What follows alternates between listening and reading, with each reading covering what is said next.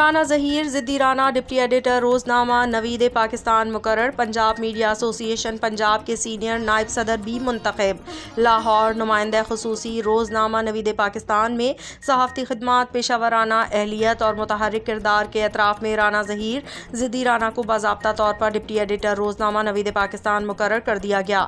اس کے ساتھ ساتھ انہیں پنجاب میڈیا ایسوسی ایشن پنجاب کا سینئر نائب صدر بھی منتخب کر لیا گیا ہے، جس پر صحافتی حلقوں میں خوشی اور اطمینان کا اظہار کیا جا رہا ہے۔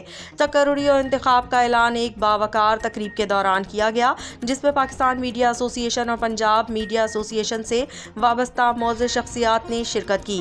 اس موقع پر چیئرمین پاکستان میڈیا ایسوسی ایشن رانا خلیل ضمیر نے رانا ظہیر ضدی رانا کو تقرری کے ریکارڈ اور متعلقہ دستاویزات باضابطہ طور پر وصول کروائی۔ تقریب میں وائس پریزیڈنٹ پنجاب میڈیا ایسوسی ایشن پنجاب اور نائب صدر پنجاب میڈیا ایسوسی ایشن چودھری وقاص علی بھی موجود تھے، جنہوں نے نئی ذمہ داریاں سنبھالنے پر مبارکباد اور نیک خواہشات کا اظہار کیا۔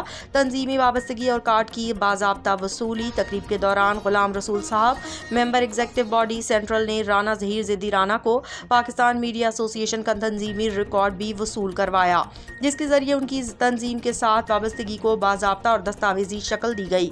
پنجاب میڈیا ایسوسی ایشن کی قیادت اور صحافتی برادری کی بھرپور شرکت۔ تقریب میں پنجاب میڈیا ایسوسی ایشن اور پاکستان میڈیا ایسوسی ایشن سے تعلق رکھنے والے صحافیوں اور دوست احباب کی بڑی تعداد شریک ہوئی، جن میں رانا توقیر ساحل اوان، میاں آصف، رانا اظہر، کے بی بھٹی صاحب اور اسد بھٹی صاحب سمیت دیگر سینئر صحافیوں نے شرکت کی اور رانا ظہیر ضدی رانا کو ڈپٹی ایڈیٹر مقرر ہونے اور سینئر نائب صدر منتخب ہونے پر دلی مبارکباد پیش کی۔